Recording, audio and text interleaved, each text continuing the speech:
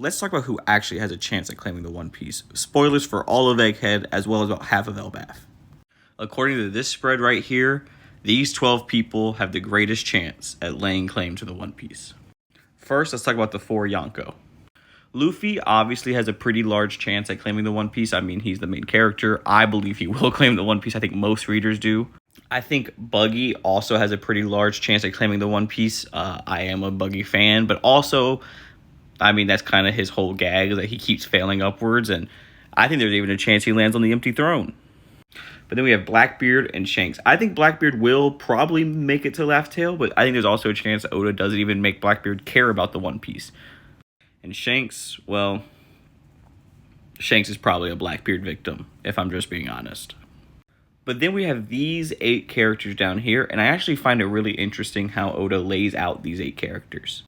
For example, we have Sabo on the bottom left, completely mirroring Akainu on the bottom right, which I think could hint at a possible clash or fight between these 2 characters. I mean, I think that makes a lot of sense, considering Sabo does have Ace's Mara Fruit and probably does have a lot of Ace's will within him.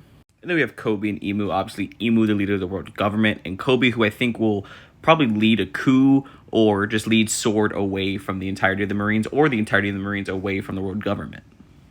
I think there is a chance that Koby will attempt to claim the One Piece, as he did say he is going to attempt to stop Luffy from achieving his dream.